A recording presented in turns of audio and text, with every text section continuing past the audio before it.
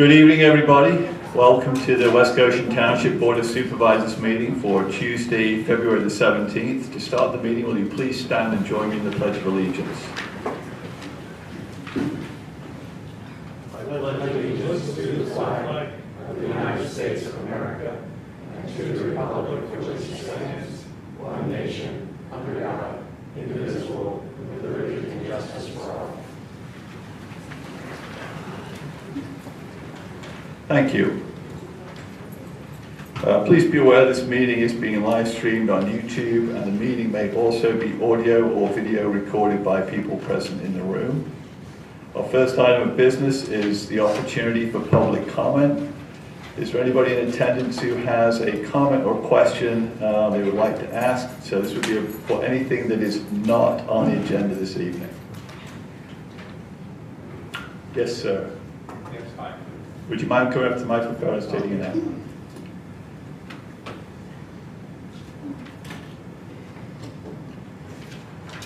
Hello, my name's Daniel Kirkle, and I live in the village of Shannon, and I'm kind of a community organizer trying to facilitate a transition from the developer to the community.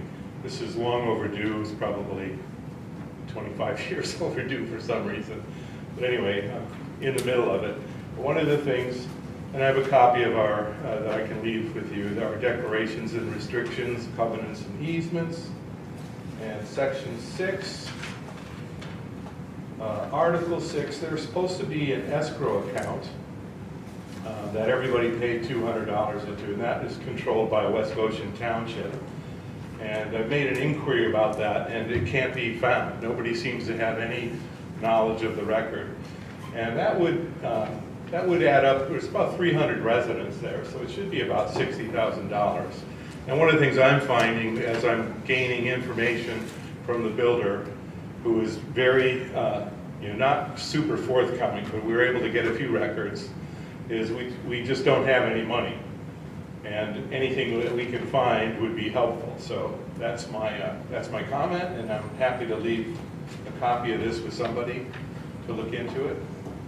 So, Yeah, Chris. I was going to say, I'm aware of what he's referring to. I checked with our finance director, and we do not have that kind of an account on file with us, so there's nothing in the township's records of having an escrow account for the village of Shannon. The builder says there is one. He said there was one. Does the builder have a record? He said that the West Goshen Township paid it to him and he used it for maintenance, for long-term maintenance. But the residents in the area don't know of anything that's been done. In particular, he mentioned we have some alleyways in between the homes that are owned by the owners. We do most of our own work ourselves, so it's not that big of a deal. But we also have a basin, and that probably is more substantial maintenance needed. And no one knows of any maintenance that's been done to that. So he gave me a very cryptic answer about it, but there's nothing beyond that. And I'm just wondering why something like this wouldn't, first of all, if he is correct and there was something, then you should have a record of it. But it seems like something's missing here. Well, can I ask you, who collected the money? I mean, you were one of them, obviously. No, I didn't collect any money. No, I don't mean No, you sorry. collected it, but you were one of those who contributed $200 towards this. When you fund. move in, every resident that moves in makes that $200 It was contribution. part of settlement. Yes, that's right. And then when they leave, they get a refund. So if you sell your home, you're supposed to get a refund. And apparently, what I see, the refund is like 50-50, so you probably only get $100 back. But Well, are the new residents that are coming in to the village paying that $200, or was as this far as I know, I existing? mean, I've managed to get 3 years of records from the developer. And that's all I've got. So I've got tax returns and I've got checking accounts, but there's not a lot of information. And, you know, at this point in time, we have about $6,000 in that checking account. And we still have a lot of stuff we need to do. I mean, we need to maintain our common areas and that kind of thing. So I'm, and we don't really have a new board in place yet. I'm moving feverishly to try to organize the community to attempt to do that. Hopefully by next month, we'll put together a voting process and elect a new board. But we're not there yet. So just for further clarification, is the homeowners association, which I assume is what you're referring to, do they maintain this account? Yeah, and when you say the homeowners association, What would you call it? it's the developer. He's acting as a homeowners association. This was built over 26 years ago, and he was supposed to turn it over to residents after 20% of the homes were lived in. So we're way long overdue for this. And so I'm just looking for anything I can get my hands on, but this looks like something that should have been in your hands. It's very clear in the declarations, but I don't know what happened to it. Maybe you could do some digging and find out. So when this was brought to my attention, and I've met with and spoken to a couple of different people from the Village of Shannon Development. I spoke with our finance director about it. She's been here 13, 14 years, and Christine, not to put you on the spot, but you're not aware of anything. No, but I did want to ask one question. Yeah. You had said that the developer told you that the township paid it to them for maintenance costs? He did say that, but what was, like I said, What's the developer name? Because I can try to back into it that way. If There we we go. issued a payment to someone on. yeah, the original developer was a fellow named Kelly, Richard Kelly, but he passed away, and apparently he turned all this over to his nephew, Okay. and his name is Richard Mingy, M-I-N-G-E-Y. Okay. So we can look to see if there was a payment that was issued in the past. How far back can we go typically? Literally. Okay. 2000. So we can go back, that's when we acquired our current financial software, so we can go back to 2000 to see if something was issued. Yeah, it would be good. Anything we could find out would be helpful, because we know we're going to be stuck with some big bills for stuff, and we're digging at this point, trying to find out what happened to money. And like I said, I've met with a couple, and I've spoken to an email court and corresponded with a couple of the residents in the Village of Shannon. I've provided them with all the information that I have available, and a general overview of what would be involved. involved with the process. Yes. Yeah, we have information, we just need to get it done now, so. All Okay, right. thank you. Thank you. Other public comments, questions? Mr. Rabari. As a non-resident and a non-taxpayer, we will give you 2 minutes to make your comments.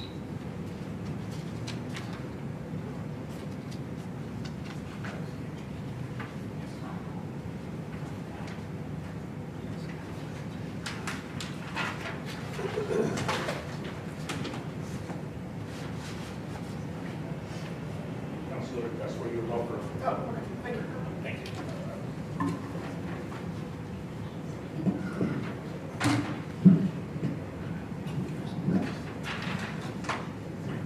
Thank you, Mr. Chairman. My name is Abbas Raberi. I'm a taxpayer of West Goshen. The document that is provided that substantiates that the property is owned by my ex-wife, Kim W. Raberi, but she signed it. And also I filed a lawsuit against this township, which councilor has a copy of it.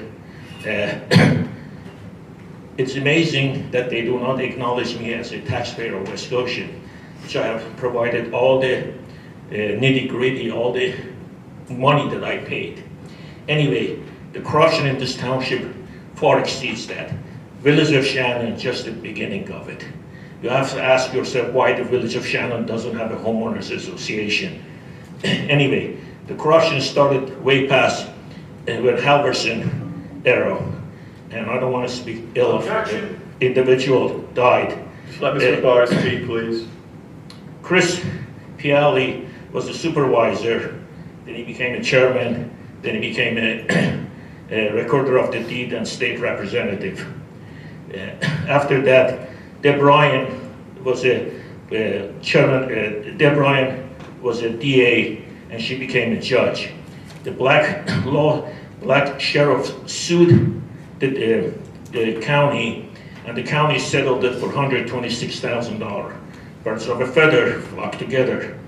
David Maurer, Sergeant Detective David Maurer of West Goshen Police Department, right under the nose of your chief of police, which is right next to me. He stole drugs. He gave it to the hookers. He played favorites. And all along, the township didn't do anything about it. You have to ask yourself, in an organization this small, didn't you know what's going on in your own backyard? Furthermore, the West Goshen Police Officers Association, they're tax thieves. Basically, they are not they were not, past tense, 501c. As a result Mr. Rabari, of your time is up, so will you finish your sentence and sit down, please? Thank you. They were fined $6,000, and also the head of the Public Works Department hung himself. Ask yourself what's going on in this township. Thank you, Mr. Chairman. Is there anyone else with a public comment? Stephen.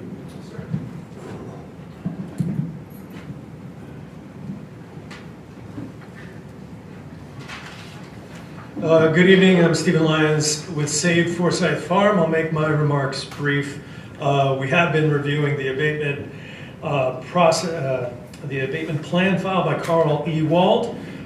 We would like to encourage Phase 2, 42.1.2, rehabilitation of the main house. There's strong evidence that the exterior masonry walls are in good condition, and we encourage consultation with historic preservationists, historic architects, and historians to work collaboratively with Mr. Ewald.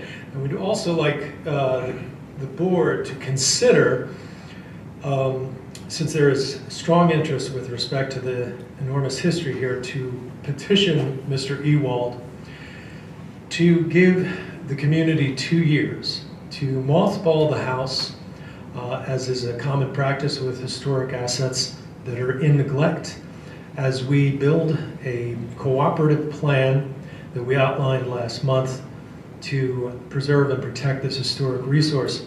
And just in closing, Pennsylvania Historic Museum Commission, the State Historic Preservation Office conducted a survey last year, scientific poll From March 23 to April 2nd, 1,045 responses statewide. 92% Pennsylvanians said that history is important. 98%, this was an unscientific study, 98% of Pennsylvanians believe historic resources and archaeological sites make important contributions to their communities and regions. And in closing, on February 12th, we celebrated President Lincoln's birthday, and it's an undertold aspect that that Enoch Lewis taught at the Westtown School with John Forsyth. In that first year in 1799, Enoch Lewis's son, Joseph Jackson Lewis, was born and raised in Forsyth Cottage in Westtown, and he's responsible for writing Lincoln's biography, which propelled him to the presidency. It's not just passion.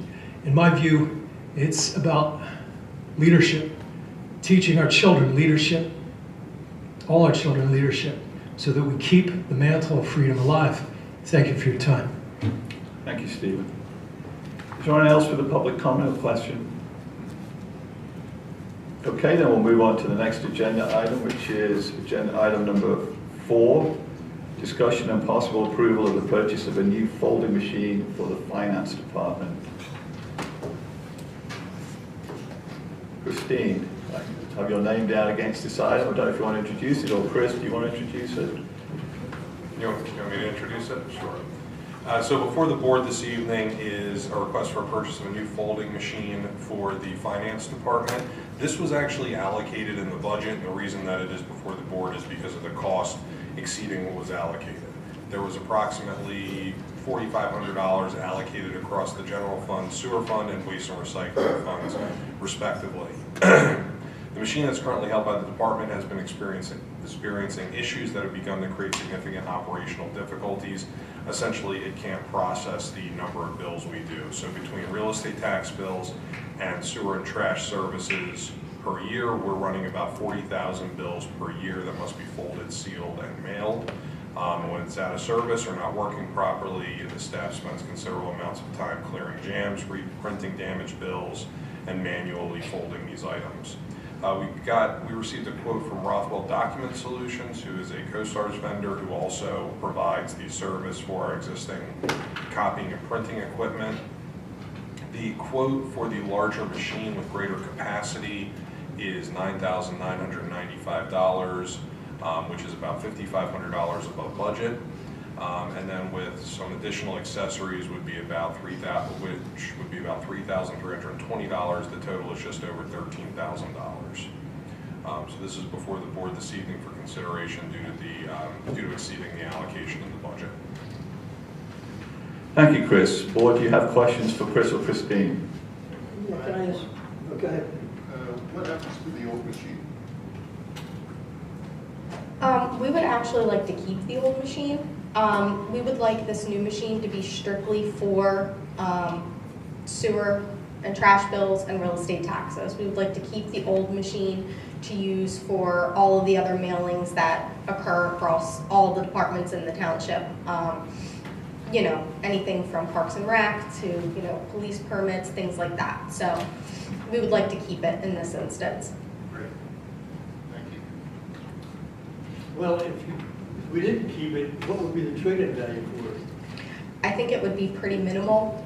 The original machine was only $4,200, and it's 4 years old at this point. So I think it would be, you know, pretty minimal return on investment at this point.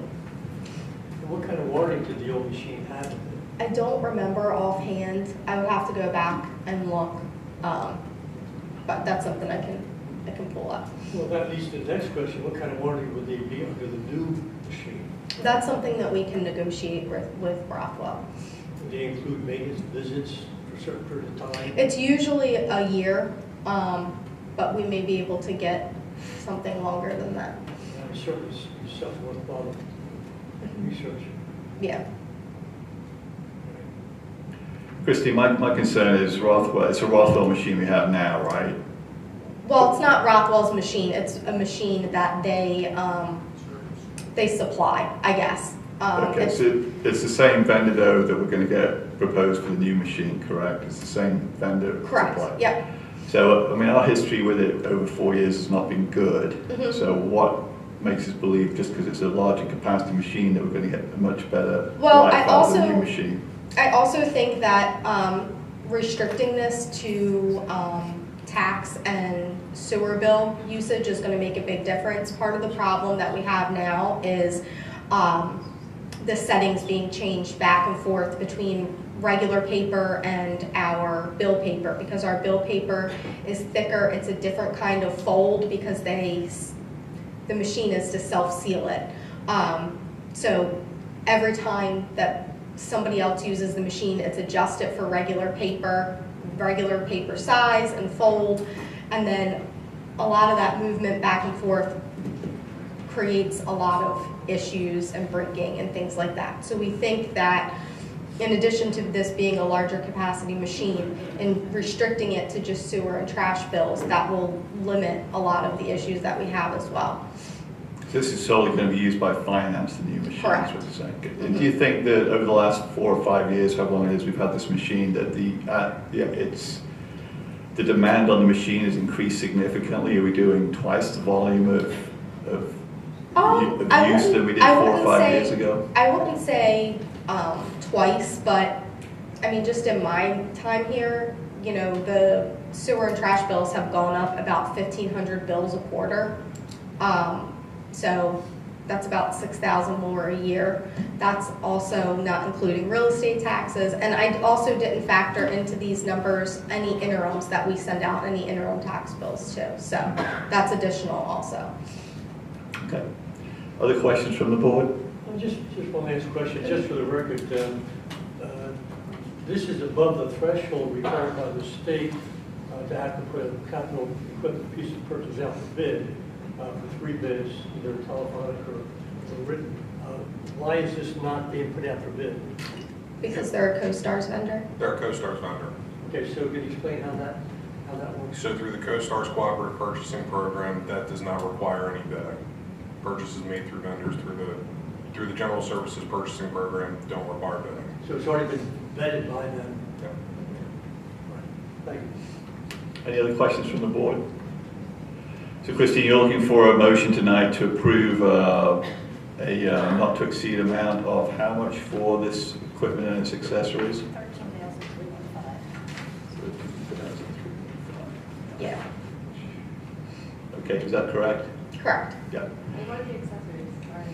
Stand. The one accessory is a stand, because this machine is so much bigger. It's like over 120 pounds. So like when there is a jam and things like that, we have to be able to move it, to get behind it, to, you know, open the different things and get the stuck paper out and stuff like that. So we really need something on wheels with the weight of this one. And then the conveyor holds a larger quantity of bills, so you can refill it less times as it's folding. Christine, remind me, what was we made a decision a couple of years ago relative to leasing copiers. Mhm. Which way did we go? I forget. Are we leasing or we own it? We're not leasing If it. we stop at this leasing, point. we own Yep. our printers now. Mhm, yep. So this is consistent with that approach in Yep. terms of the type of equipment. Yep. Okay. Any other questions from the board? Okay, is a board member willing to make a motion to approve the purchase of this new machine and its accessories for the amount of $13,315? I'll make that, go ahead. I'll second. I'll make that motion. So Tina and Nate. Any board questions or comments on the motion? Any public comments or questions on the motion? Doug? So this machine is 4 years old, correct? Correct. Okay, so the machine we had before that, how did that do? That machine predates my time and everybody in my department's time. I don't know exactly when we acquired it. We still have it. We keep it as a backup.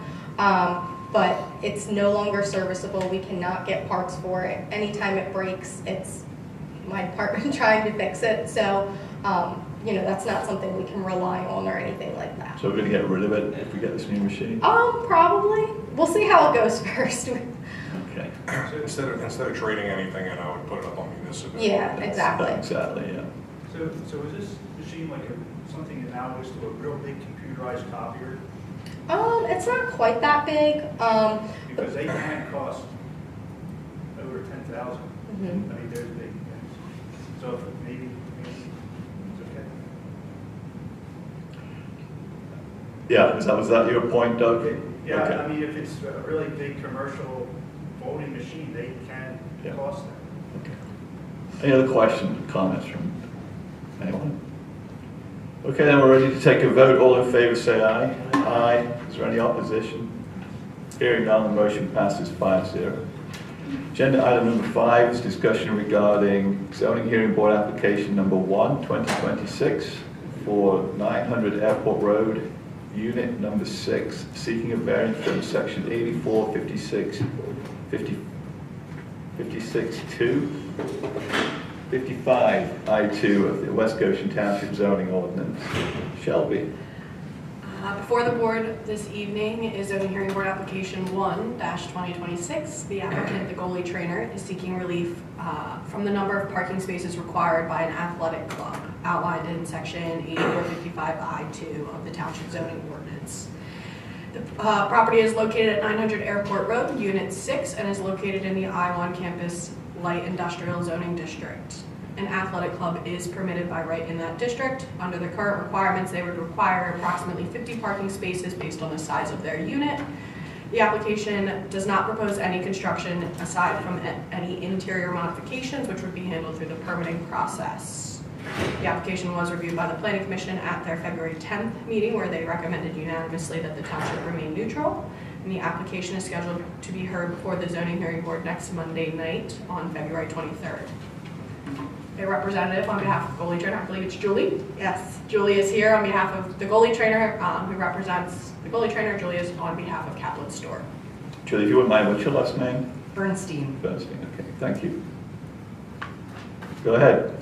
So good evening. That was a excellent overview, but to provide a little bit more context of why we're looking for this relief and why we believe the existing parking that's on site is kind of adequate for the use. So what's happening here is the applicant is Sutton Walsh and goalie trainer. Sutton Walsh is intending upon purchasing one of the units at 900 Airport Road. It's unit number 6, which is approximately a 9,826 square foot unit that was most recently used as an aircraft hangar. And it has one dedicated parking space, but the site itself actually has 59 off-street parking spaces that are available for the use of other condo unit owners. There are 9 of these condo units that are located at this site, and the 59 spaces has 4 in excess of what was required under the code at the time of approval. But the idea here is to kind of rent this out to the goalie trainer. The goalie trainer is a highly kind of specialized coach. She focuses on, during the school year, middle school and high school students, and trains them in small group settings or one-on-one training to be field hockey goalies. This area is, my understanding, is kind of a hotbed of the best field hockey players in the country. They represent us at the Olympics, and she is the Emily, who is really my client, Emily Snowden, who is the goalie trainer. She is kind of an exceptional, highly regarded coach in this particular industry. For this particular space, there's enough space here for 2 goals, so she could have a maximum of 2 trainers, and then for each kind of group, it would be a maximum of 4 students. Again, during the year, this focuses on middle school and high school students. They train after school. It's kind of like, you know, instead of going to piano class where they get dropped off and picked up, they're getting dropped off for training. During the summer, she does also expand and do some training, private training for college students that are, you know, elite athletes. It's only goalies. There's no other kind of types of field hockey students that would be here, so there'd be no games or tournaments, anything like that. It's not going to be kind of a spectator area. It's really just personalized training for these types of elite athletes. Right next to this space, so this is kind of the airport hangar. It's obviously a very large space. Her goal was to do very minimal fit out inside, add water fountain, you know, an extra bathroom. That's mostly it for this use. And kind of right to, if you're looking facing in, to the left of it, there's actually about 17 parking spaces right there. They're really, if you kind of look historically, they're not used all that frequently. So this is the internal space. Sorry, I'm not giving you cues to switch slides. But there are about 17 spaces that would be nearby. They're very rarely used. Again, the idea is probably there'd be one, maybe two trainers there. And then parents would kind of pick up and drop off. They do have the availability to use kind of any of the other parking spaces, and this use is just really compatible with other uses there. It's mostly offices, there's some medical supply on the other side of the building, but so it's kind of off hours as compared to what a regular office would be. Therefore, so we are here to kind of request relief from the parking requirements, which, you know, makes sense potentially for a different type of athletic club where there'd be a lot of people driving there, kind of working out, parking. This is just a very different type of use. So we are optimistic that it would be, you know, nice for this area, which is, again, my understanding is kind of a hotbed of these kind of elite athletes. So it's really nice for them. Okay, thank you, Julie. Boyd, do you have any questions for Julie? I have one. Go ahead, Nate. Will there be any stands for parents if they want to watch their kids? No. Thank you. I think it's encouraged for them to leave. So I'm curious as to why, if there's only 9 condo units, why only one dedicated spot for this particular unit versus out of the 59 that are available, do you know? I believe it's because that's what the requirement was for an aircraft hangar. So that's what the use was. I mean, But with you the can see- condo owner, is there one owner for all the condo, or is it individually? So it's, yeah, there's 9 different, Nine different there's owners. 9 different owners. And my understanding is when it was approved, 4 of them, this is from the land development plan, 4 of them have been aircraft hangars. It's right next to the airport, kind of has a fence, but there's basically a runway that kind of goes to this property. Okay. Shelby, I hate to put you on the spot, but you know, with our proposed new zoning ordinance, how many parking spots would be needed for 9,600 square feet of this type of use? Give me 1 second. Actually, we got that question at the planning commission and I calculated that. Oh, perfect. So under the updated zoning ordinance based on the square footage, there would be like 40 spaces required. For an athletic club. For an though. athletic Yeah. club, yes. So they would still need relief from the Okay. zoning ordinance regardless. Okay. Any other questions from the board? Yeah, I have one. This board here, as you know, we don't make the decision as to whether to grant the waiver. The zoning hearing board will. And they're going to ask you a question. How would you craft the argument that there's a hardship here that needs relief from the zoning hearing board? What is the hardship? So again, it was mentioned this is a permitted use in this district, and so what we're really asking for is more of a dimensional variance versus a use variance. It's allowed here, and so under Hertzberg, you can use kind of a greater variety of factors to get to the hardship. Here we have an existing property that's currently already been kind of constructed and renovated for its use. It has a building on site, and there's limited, you know, space for additional parking. This particular use, you know, fits and is appropriate for this particular kind of space and requires very minimal fit out. So to be a user that has like limited intentions for construction or land development, it's a real hardship for them to then have to construct 50 or 40 if it was a different parking spaces that really doesn't have, you know, any direct relationship to the particular use. And here, this can be crafted in a way that, you know, the zoning hearing can offer the relief subject to the testimony and, you know, evidence that we've presented.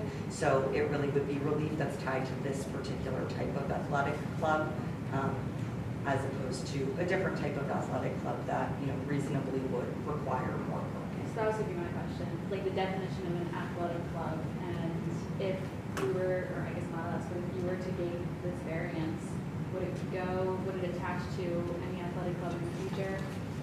So again, normally, typically, kind of a condition of approval is always that it's subject to the testimony and evidence that's presented.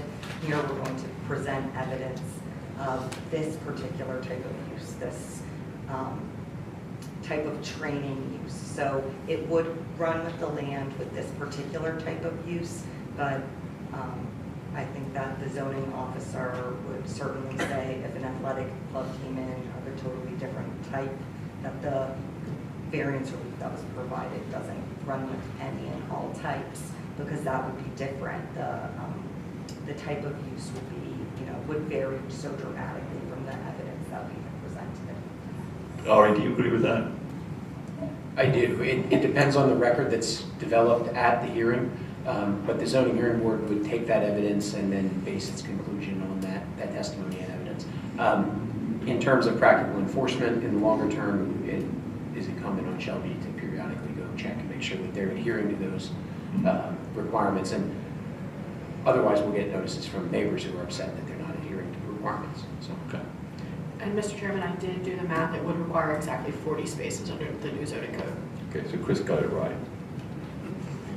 I have one question. Are you asking the zoning hearing board for a specific number of spaces, or are you just asking for relief that there is no specific, that one is not sufficient? What are you specifically asking the zoning hearing board to grant you?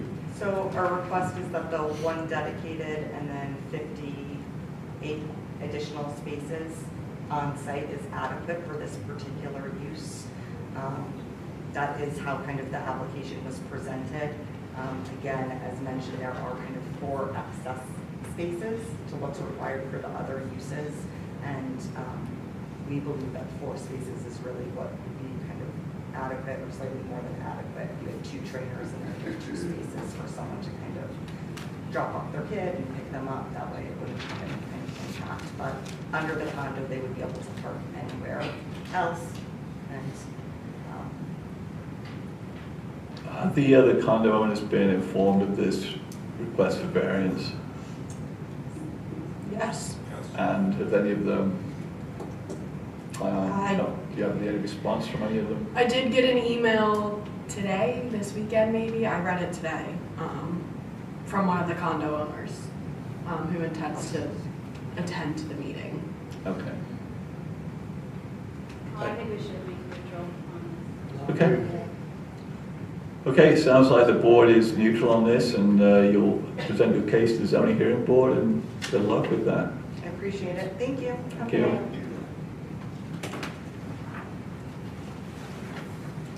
Okay, agenda item number 6 is discussion and possible approval of a proposal from McCormick Taylor for upgrades to the traffic signal at the intersection of Montgomery Avenue and East Marshall Street.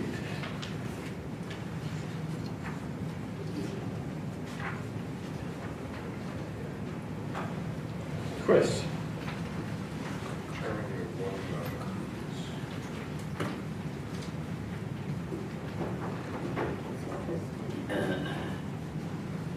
So before the board this evening is a proposal from McCormick Taylor for upgrades to the traffic signal at the intersection of Montgomery Avenue and East Marshall Street. This is the signal for the entrance exit to Chester County Hospital. For some background information, representatives from Chester County Hospital contacted the township regarding concerns at this intersection related to traffic congestion during major shift changes. And the Chester County Hospital noted safety concerns with the backups created for both patients and staff. The proposal from McCormick Taylor outlines a cost of $20,765 to complete the associated work. In a letter from Chester County Hospital, they have agreed to reimburse the township for the cost of this work. However, as McCormick Taylor is an approved consultant for the township and the township holds the permit for the signal, the proposal would need to be approved by the board. We would then bill Chester County Hospital for the cost as invoices are received. I did speak with the township's director of public works, Mark Bertolami, regarding this, and while he was not aware of any specific complaints at this location, he does understand and believe the issues that could be created during the shift changes. So I provided a letter from Chester County Hospital's chief operating officer indicating that they will pay the cost based on the proposal dated January 30th, 2026. Okay, this letter that we received from Penn Medicine for Chester County Hospitals to cover just the cost from McCormick Taylor's proposal for engineering services. So he's going to pay for the actual work that will be done on the traffic signal if it's warranted. If there's work that needs to be done for the traffic signal, then we would have to pay for that because we're the permit holder. Just because we're the permit holder, why can't we get reimbursed? It's our, I mean, if the board would like me to, I can go back to Chester County Hospital and ask if they're willing to pay any costs associated with the upgrades to the signal that may be warranted, if there's any change out of equipment that needs to be done. But we own and maintain the signal as it currently stands. Understood, but if they're willing to pay for the proposal from the McCormick Taylor to do the engineering studies for any possible modifications, it seems to me they should also pay for those modifications if they're so warranted. Unfortunately, I don't know what those costs would be at this time. Yeah, nobody. Yeah, But, that's that's okay, cool. it's on them. Do we know the time frame, since the PennDOT road, do we know the time frame that would occur by? There seems to be an immediate problem. I can't answer that question. Is it the kind of thing where if we were to do the study, if McCormick Taylor were to do the study and they were to find, I guess, the intersection is less than adequate, we would be then required to perform upgrades? So I don't see this proposal doesn't conduct an evaluation of the adequacy. It is intended to address the specific concern that's been raised of ingress and egress. So I think they're looking at the signal movement to address that issue. That suggests that the scope of the actual changes is relatively minor, that we're not talking about wholesale changes to the intersection. It's signal adjustments and timings and things like that, which tend not to have a huge capital cost. Obviously, as someone just said, we don't know what the cost is. They haven't done the design yet. And if the hospital is going to do the design, whatever the result is, it is what it is.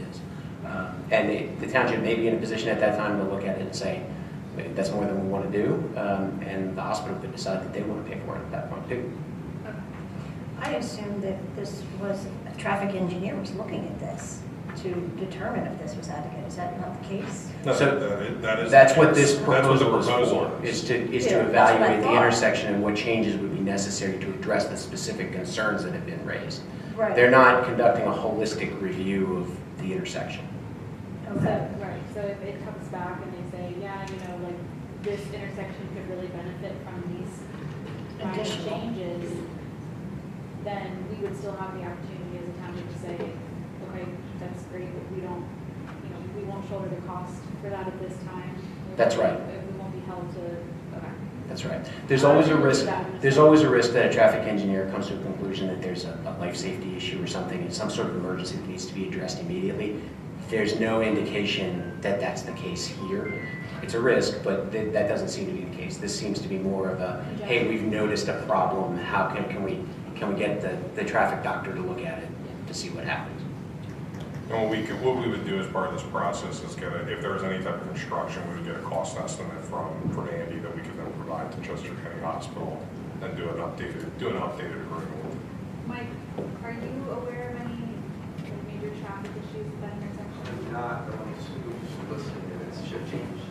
Yes, it is shift change. Issues maybe twice a day, and I think they work 12 on there, but I'm not aware.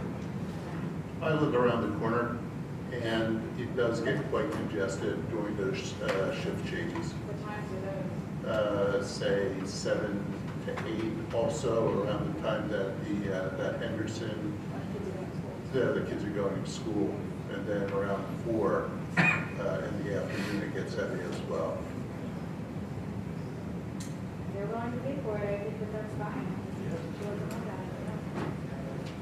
Any other questions from the board? Okay then, Chris, you were looking for the board to approve the proposal from McCormick Taylor. Yes, in the amount of, dated January 30th, 2026, in the amount of $20,765. Okay, thank you. With the addition that we're going to get a cost estimate for the construction of it and go back to the hospital to see if they'll reimburse us. If that's determined that it's warranted. Yes.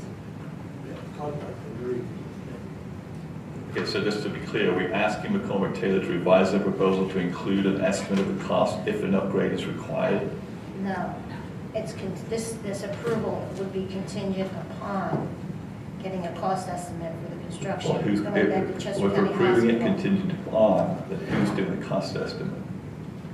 I think Chris just said he was doing the cost estimate, didn't he? Well, it's The not in that construction. I would ask Andy to provide a cost estimate if construction is warranted.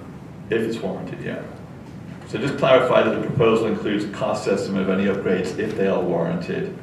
So the approval will be contingent upon that being the case, because we want to know what that is. Okay, so John, you made the motion, and Tina, you seconded it, okay. Any other questions or comments from the board on the motion? Is there any public comments or questions? Okay, we'll take a vote. All in favor, say aye. Aye. Is there any opposition? Hearing none, the motion passes 5-0. Thank you. Agenda item number 7 is discussion and possible approval of an updated declaration of public trust, covenants, conditions, and restrictions for West Goshen Community Park. Chris. Mr. Chairman, before the board this evening is an updated declaration of public trust, covenants, conditions, and restrictions of West Goshen Community Park.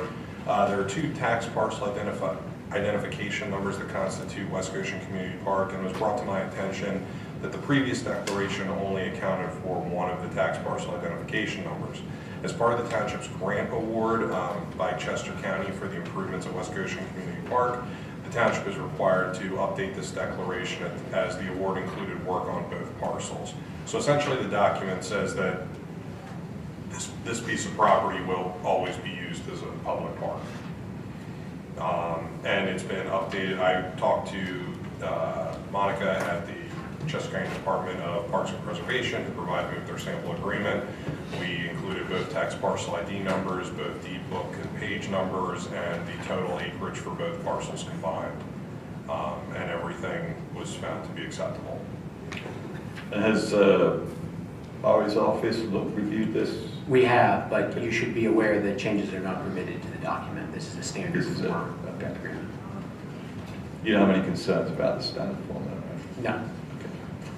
Any other questions or comments from the board?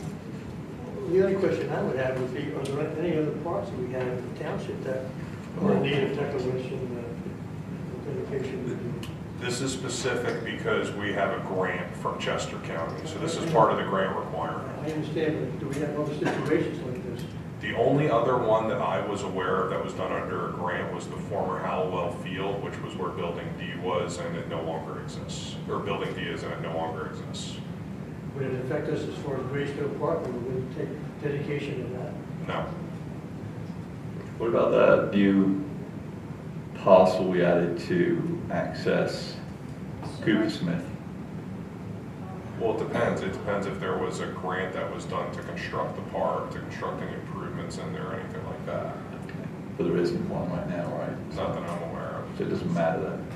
So if we got a grant to do something at Cooper Smith, would we have to go through the same process to combine the 2 pieces together in terms of? No, not exactly. You'd have to apply a document like this to that land. But whether it's just one UPI or multiple UPIs, it wouldn't really matter. Okay. You'd have to do a similar document to cover that piece of land so that it would be eligible for the grant funds for the improvements. Okay. And this doesn't merge the 2 parcels into one. There's still going to be 2 on the tax maps. It's just that the grant was applicable to the whole of the community park. Correct. The fact that we have 2 UPIs is a problem for us. If you look at the plans, the tennis court and the tennis court improvements are on one parcel, and all the other improvements are on another parcel. All makes sense. Okay, I will make a motion to approve the updated declaration of public trust, covenants, conditions, and restrictions for the West Goshen Community Park as presented. Is there a second? Second. Thank you, Nate. Comments or questions from the board or anyone in attendance? Okay, then we'll take a vote. All in favor say aye. Aye. Is there any opposition? Hearing none, the motion passes 5-0. Agenda item number 8, discussion and possible approval of resolution number 6, 2026, authorizing destruction of certain records of West Goshen Township pursuant to the Pennsylvania Municipal Records Manual. This is with the board. Okay, so So for the board is proposed resolution number 6, 2026. It authorizes the destruction of certain records of West Goshen Township. A list of the records outlined for destruction for the finance, codes, and police departments was provided to the board in accordance with the Municipal Records Manual. In accordance with Act 428 of 1968, a resolution from the Board of Supervisors is required prior to the destruction. Does the board have any comments or questions on the resolution? I do. Are you looking at the records or the resolution? I'm looking at the resolution. Well, kind of both, but I just thought in the third paragraph now, therefore, after the following public, shouldn't it be indicated whether it's manual or electronic or both? We should stipulate there in the records? Because you could be destroying paper versus electronic, or you're destroying both of them. So I just thought there should be a distinction, stipulate a distinction of what records are being destroyed, or both. In the third paragraph? Yeah, you see where I thought we should say, yeah, now therefore, after the following public manual or electric or both. So we should put that in there, we should put the wording in there, or somewhere in there to say both records are being destroyed, or just one is. So Chris, is it all paper records we're talking about here? We're talking about boxes, right? They're all paper records, and I think based on the list, it's fairly self-explanatory because it involves boxes, it involves how large they are, and things of that nature. As long as it's listed like what they are in their paper. Yeah. As I'm looking at this, I do need to change the date on the destruction list.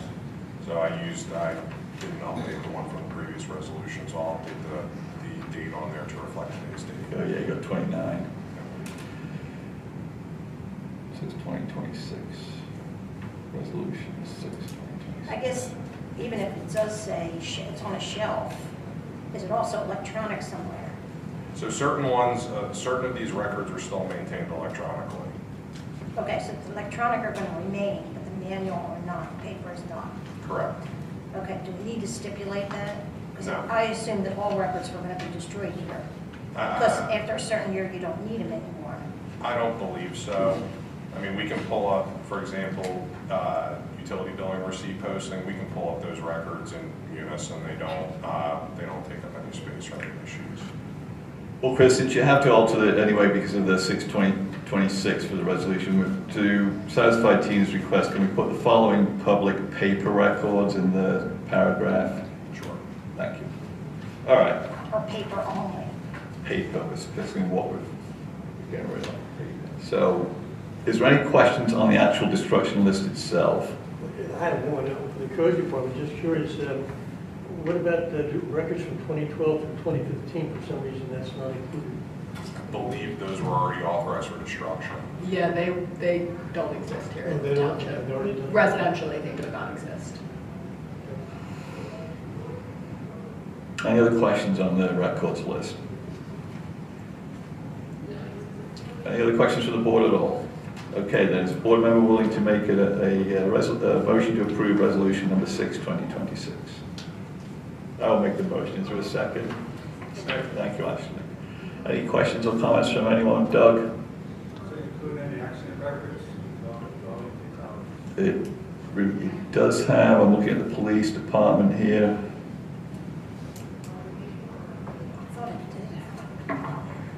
Not fatalities. That doesn't involve any accident records. Yeah, it does involving not. fatalities. Does it include any real estate transfers back in the 60s? No, I don't believe so. It's all 2024, 20. The earliest record is actually 1976, which is a police record. Column 1 vehicle, whatever that was. I know cities were cleaning up a lot of records before she departed the social council. But no records. Okay, any other questions? Okay, we'll take a vote. All in favor say aye. Aye. Is there any opposition? Hearing none, the motion passes 5-0. We're up to agenda item number 9, which is monthly reports for January 2026. And we start with police report by Chief Michael Campbell. Thank you.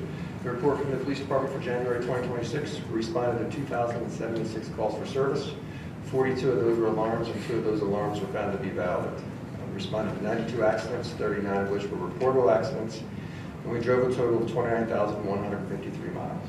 We performed extra traffic enforcement on Snyder Avenue, Green Hill Avenue, Taylor Pike, and Taylor Mill Road, Warren Road, South New Street, East Market Street, Grove Road, North Blackman Road, and South Blackman Street. Along with our normal monthly trainings, Officer Needham attended the behavioral analysis training. All of our members of the emergency response team attended the night vision training, and Officer Barrett attended the technical collision investigation. Officer Needham is now, she passed her test and she's now certified drone operator. I'm sorry, certified what? Drone operator. Drone, okay. And a reminder that Cindy retires after 30 years or so with the township on March the 19th, so that's coming up. We performed 22 assists to other departments for a total of about 21 hours, and we received 17 assists from other departments. That is the report I have for you. I'm certainly happy to answer any questions. Thank you. Thank you, Chief. Questions from the board? Yeah, I have one. Our mileage more than doubled from last month. It went from 13,240 to 29,153. I suspect there's an additional mistake, but I will find out and let you know. Thanks. Yeah, because last year it was 13,000 too. Yeah, So it might have been. that's a big number. I had a question under assist from other departments. That went from 7 last year to 17. Yes. What was going on? If any of our calls extend outside of West Goshen, we contact them, that goes down to the system of other departments, so there's more calls. It's just a lot, yeah. Nothing we can control or anything. Nope. Other questions from the board? Is there anyone in attendance who has a question for the chief? Steve? Yeah, I'd just like to make a comment. This fire in North Hills last week, and some of the officers were instrumental in helping with that fire. Officer Manco, Sergeant Gilbert, and Officer Boyle. I just want to commend them for their actions. Thank you, Steve. Anyone else? Yes, ma'am. My question is about the records that are being destroyed, the police records. That does not, and past police records, that doesn't include any that are still under investigation. Oh, no, not at all. What was your name, please, ma'am, just for the record? Carol Meehan. Okay, thank you, Carol. Any other questions for the chief? Okay, thank you very much. Okay, on to the next agenda item. Well, by the way, the board does receive also monthly reports from Good Fellowship Ambulance, as well as our fire companies, Westchester Fire and Goshen Fire Company. Next on the agenda is item number 10, which is the Board of Supervisors announcements. We'll start to my right with Ashley. I do not have any announcements. All right, thank you, Ashley. John? Yes, sure. On Wednesday, January the 21st, I participated in the Fire and EMS Coalition meeting with Tina, and I'm sure she'll add to that as I give this report. We feel like we're at a crossroads here with the coalition, and we need a strategic plan to move forward. With this in mind, Tina, Chris, and myself, we had a virtual meeting with Mr. Jerry Ozog. He's the Peace House Public Safety Specialist, and on Monday, February the 9th, to discuss this. He suggested we develop a quote-unquote problem statement, which would describe in some detail where we're at, challenges facing the Fire and EMS Coalition, and lay out a vision for going forward. So we plan to meet with these fire and EMS providers individually over the next several weeks with the idea of hiring a consultant to be able to give us some direction in moving forward through this whole process. And on Thursday, January the 22nd, I attended a ceremony at the Finn Firehouse, and I'm sorry, not at the first Westchester Firehouse, that was announcing a local share grant award in the amount of $818,576 to purchase a replacement of one of their fire trucks, fire engines. And on Wednesday, February the 11th, I had a meeting with the Westchester Borough Transit Manager and representatives from the Westchester Fire Department and also West Goshen Township staff to set up a plan to purchase the blocking vehicle, which would be in addition to the equipment of the Westchester Fire Department, their equipment, We feel that this would be a critical safety addition, but we're awaiting a final review of field inspection of the possible route that would be available for purchase. And on Friday, January the 23rd, I participated in a tour provided by Public Works staff here at West Goshen Township of the solar array project, which was completed in the township's maintenance building roof, along with other members of the board. That concludes my report. Thank you. I have a question related to the conversation with Jerry at PSATs. Sure. So that was on behalf of the Westchester area COG, right? They are the ones who are looking to have a third-party review of the overall fire and EMS. They would be the ones who look into To help them pay for it. Okay, and is Jerry someone who could perform that review, or did he decline to be considered It's for a that? possibility, but we're also open to other suggestions as well. And Tino will weigh in on that. Okay, thank you, John. Nate? Yep, January 22nd, I also attended the presentation at Westchester Fire. January 23rd, attended the West Goshen Township Solar Array Tour. January 26th, Zoom meeting for America 250. And today, attended America 250 meeting at East Goshen Township. Coming up on February 25th, we have a lecture at East Goshen Township for America 250 on Noah Lewis, who was a black individual who participated in the Revolutionary War. You need to buy tickets, or you need to obtain tickets. The lecture starts at 7 o'clock. Is it free or? It's free. Okay, thanks. Thank you, Nate. Tina? Yeah, just to follow up on the Fire and EMS Coalition meeting that we had on January 21st. We're looking to hire the third party. We'll work with the COG on that issue as far as funding for this, but we also told the coalition that they're going to have a big say in who the party we hire will be. We're also getting a cost estimate from Jerry Ozark just to see what his cost would be from PSAT. Because there's a lot of different challenges now is the reason why I'd like to do this strategic plan and look for a third party. We're losing a lot of volunteerism as people age out. We just don't want to do it anymore. Funding, having to pay employees along with benefits in the future is going to increase. Staffing, failing old equipment, high cost of EMS and fire equipment increasing. So we see the costs for the townships or a tax or something where this money is going to have to come from. So we figure let's get a strategic plan together, get the goals and initiatives out of that, and plan moving forward for the next 5 years. Any questions on that? Okay. I was also with dedication of the truck, and the other thing was on February 2nd, Aqua PA, which is also called Essential Utilities Incorporation now. They dedicated an emergency generator to the food cupboard, where I also volunteer, and the mayor was there, and a couple of elected officials were there. At any given time, there's about $50,000 worth of food stored in the food cupboard. So this generator that Aqua donated, and we actually had it installed, was huge. It's a huge benefit to the community as a whole. So it was just kind of like a ribbon cutting ceremony with Aqua that day. And then the emergency blocking equipment, we're still working on that. We think that the borough is going to help with the Delta. Right now we have $50,000 that was given to us from Carolyn Cometa. The unit that we're looking at and to retrofit it and do whatever we need to do to it is about another $10,000. So that's what we need the money. So we think the borough, Sean Matrix was at the meeting also, he thinks he can figure out a way to make that work. So we're getting closer to getting our equipment is the bottom line. That's all I have.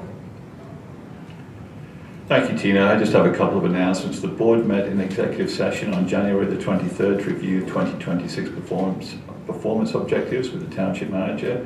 The board also met in executive session that day to review personnel matters with the chief of police. And I attended the January 28th pension committee meeting, which was the quarterly review of the fourth quarter of 25 and an annual overview of the performance, which has been good. Does anyone have any questions for the board? Yes, sir. In reference to the lack of funding or concern down the road for the fire, staffing, those deficits, the $10,000. In the world of new construction, is it possible to actually, in a permit for new construction homes in the township, that you surcharge builders and developers for that ability, because there is the possibility of the resource needed, a fire truck, things of this nature. At the same time, frankly, when you really think about it, there's no ordinance in this township requesting a sprinkler system on new construction that you can force on a builder. Am I correct? Or is that? I'll leave that up to our zoning officer. Building codes are not my forte, so I'm going to preface it with that. But under the Pennsylvania Uniform Construction Code, we are not allowed to require sprinklers, if I remember correctly. Correct. That's my opinion or thought as well. But at the same time, come from the back door, it is a reasonable request of that bang builder of new construction should, I don't know what you want to call it, a surcharge, a fee. With all the growth, it can really solve that problem. And a stronger fire staff means better response. Not that there's a problem with the response time now, for all that additional growth down the road. Yeah. Thank you for your comments. Thank you for your comment. suggestion. Any other comments or questions for the board? Okay, then we'll move on to agenda item number 11, which is Township Manager's announcements. The Township's monthly e-newsletter will be issued on February 20th, 2026. One article that's going to be run, and I'm pleased to announce this, is the Kroll Bond Rating Agency has reaffirmed the Township's AAA bond rating with a stable outlook. We participated in myself and our Finance Director, Christine Riffey, participated in the annual bond rating surveillance meeting on January 22nd. And they highlighted a number of strengths for the township, including a strong financial management structure and policies, ample unassigned general fund balances, and a stable residential tax base. So I wanted to commend the board and the township's management team for maintaining this bond rating. As it pertains to the traffic signal at the intersection of Boot Road and 202, the board did authorize repairs for the signal up to a not to exceed amount of $125,000 utilizing the in-kind equipment. I received an updated proposal from Charles A. Higgins and Sons on February 10th for the in-kind equipment, which came in at a total price of $102,900. So I signed the proposal, and we are awaiting the completion of the repair work. They have told me that the equipment is on order. Our property and liability insurance carrier is continuing to reevaluate the initial denial of our claim, and I'm awaiting word on whether or not that'll be approved. I did provide them with the new cost estimate for the repair work. So it came in about $12,000 under the original proposal. Thanks, Chris. And further to our earlier conversation about traffic signal improvements and repairs, they're a little more expensive than you may think, Ari, and this latest problem we have on Boot Road and 202 is an example of that, although it's probably a more sophisticated traffic light than would be proposed at the hospital. Go ahead, Chris. In terms of our major capital projects for the solar energy array, I've received their credit study report and their supporting documentation for the reimbursement under the Inflation Reduction Act, and I'm hoping to complete the filing with the Internal Revenue Service by the end of February. The issue is figuring out how to file it, because there's no guidance on how to do that. I've reached out to Representative Houlihan's office for some guidance on how that can be submitted, and I'm waiting for I thought that's what Witham are providing us, that expertise. Their engagement did not include filing it. Okay.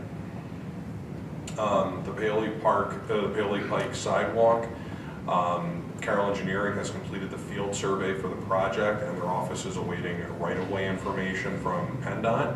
And upon receipt of that, they're going to proceed forward, preparing a sketch plan, opinion, and probable cost for review.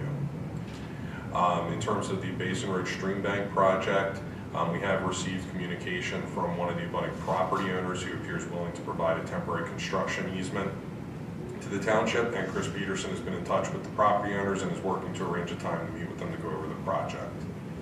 What's the anticipated start for that project? Assuming we get the easements and all that from those folks who will warrant. sometime in the spring? Unfortunately, I can't answer that question. It's going to depend on securing the easement, completing the design work, and then putting things out to bid. In terms of the Goose Creek project for the parcel behind Aldi, that's scheduled, the due diligence work is scheduled to commence when the weather is favorable. We have been in communication with the new owner of the Aldi parcel regarding access for the off-road drilling rig to access the southern side of the stream, and they have granted the township a consent to enter in order to allow the equipment to enter this area on the east side of the Aldi grocery store. Good.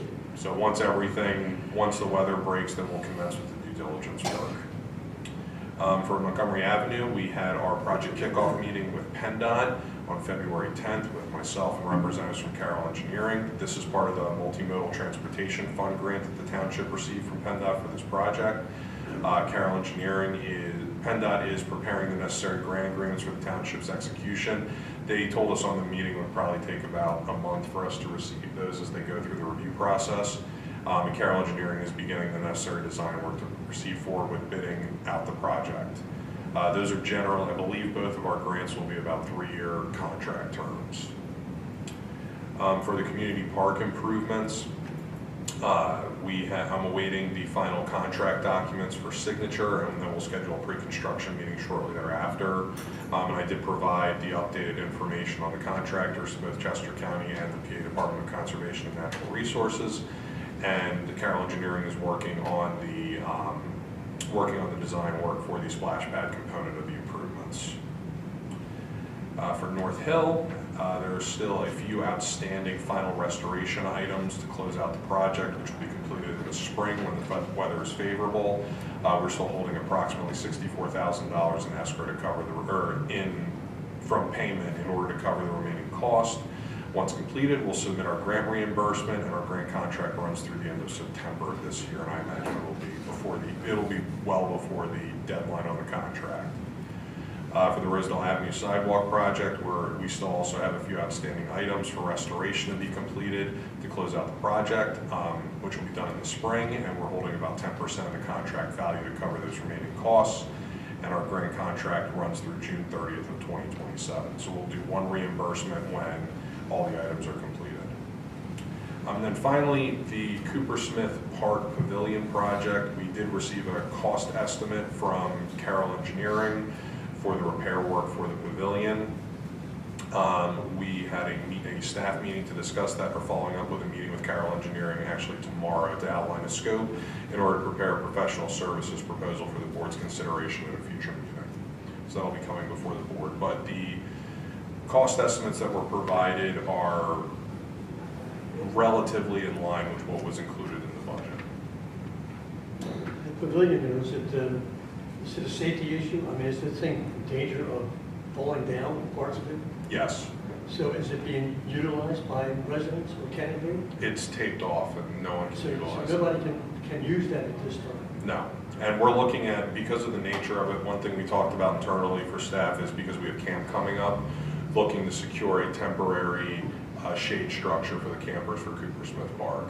So we've identified an area where we can put that. We're also potentially looking at temporary bathrooms for the summer recreation program.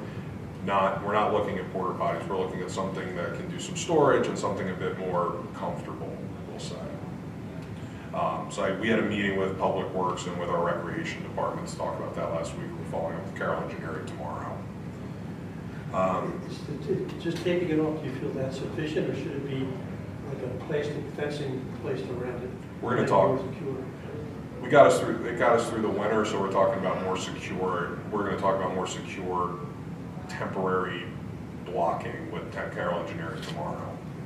Okay. Yeah, at this point, it's not. The structural engineer deemed it unsafe, so that's why we taped it off. The beams will be running out of the base. It's just on that. I mean, is there no way we can get this project done before camp would start? Between design and bidding? It's what, $100,000 kind of bid for this expected?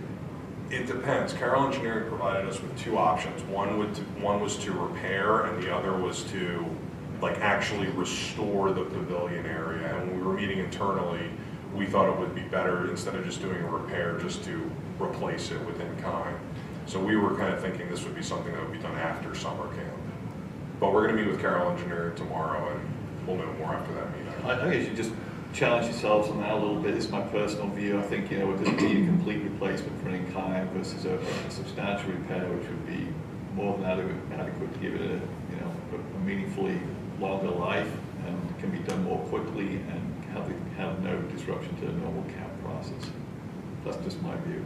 And also, rather than secure, can't we just remove it now? And I'm just afraid if it's in that bad condition and somebody's walking by, you know, could it collapse? You know, repair it, or remove it though. why not? No, I agree with, I agree with Sean. I do. If we try to get this done, whether it's repair or whatever, before camp starts. Otherwise, if we can't, I also feel like maybe we have a duty to tell people, because that's a very popular camp. Yeah. It's got to be secured much better than Yeah, I'm just afraid if it's that It's bad. a safety hazard. Safety hazard. Fenced off. Is a fence going to be enough So either? let's try and see if we can get it done. So I'm hearing the board giving you some direction there, Chris, relative to revisiting that kind of idea of, do we need to fully replace it? Is there a repair that could be done more meaningfully and get it ready for camp? And certainly need to secure it is better than it is now. Okay? Yeah, I will talk to Carroll Engineering about that during our meeting tomorrow. Thank you. Then lastly, just a reminder to the board, and I'll send around a follow-up email to everybody.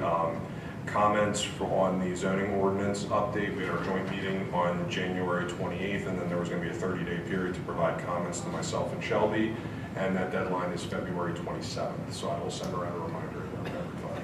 Thank you. Any comments or questions for Chris from the board? Any comments, questions from anyone in attendance? Okay, then we'll move on to agenda item number 12, zoning officers announcements. I only have one.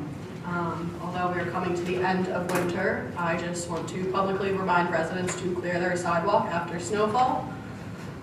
Keeping the sidewalks clear helps ensure safe passage for pedestrians, including children and those with mobility issues. The code does say 24 hours after snowfall. The township has been a little lenient on that 24-hour deadline, but to remind residents to ensure that their sidewalks are clear. We will be running an article in the e-newsletter that goes out on Friday about that, with links to, I put links to both of the code sections in there. Thank you. Thank you, Shelby. Just a question on that. Any questions for Shelby? Go ahead. Yeah, if you gives a homeowner a citation on that, how long do they have to comply and correct it? So the code reads that they have 24 hours at the end of snowfall to clear it. Right. Yeah. And the code requires a 24-hour notice posted on the door. The notices that we recently sent listed a 48-hour compliance. They were sent almost 3 weeks after the storm, once the weather had broke and gotten a little nicer outside. I went out today, so well after the 48-hour notice, almost a week after the notice was posted, and all property owners that had a letter comply. So no citations were issued. Good. So if there would be a citation issue, how much would the fine be? The fine is set by the judge, so it could be up to $1,000. Any questions for Shelby from anyone in attendance? Okay, then we'll move on to agenda item number 13, approval of the Board of Supervisors meeting minutes for January the 20th, 2026. I provided some typo corrections to Chris. I believe Nate did as well. Has anyone else got any comments or questions from the board? Okay, I will make a motion to approve the Board of Supervisors meeting minutes for January the 20th. Is there a second? Thank you, Ashley. Any comments or questions from the board or anyone in attendance? Okay, then we'll take a vote. All in favor say aye. Aye. Is there any opposition? Hearing none, the motion passes 5-0. Agenda item number 14 is possible approval of the Treasurer's Report dated January the 31st, 2026 for the General Fund, the Sewer Revenue Fund, the Waste and Recycling Fund, and the Capital Reserve Fund, and the bills to be paid from these funds. I'll make a motion to approve the Treasury Report and the bills to be paid from the funds I just mentioned. Is there a second?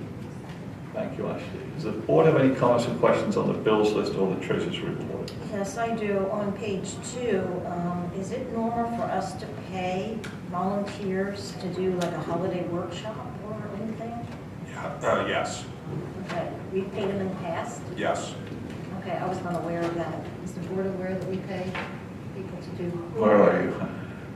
Right here, we paid $100 for an instructor for the holiday workshop. Oh, it's the instructor? Yeah. It Well, I probably didn't- comes out of the Parks and Rec. It does. Budget. It's allocated in the budget. Okay. Any other questions? Okay, we have a motion. Is there any comments or questions for anyone in attendance? Okay, then we'll take a vote. All in favor say aye. Aye. Is there any opposition? Hearing none, the motion passes 5-0.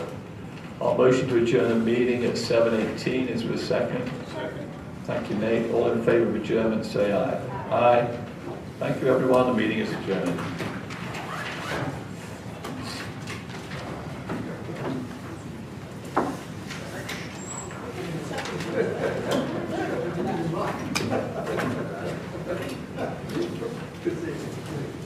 Crack myself. Okay, you like that? Yeah, crack myself. It's like, Yeah. just like, yeah.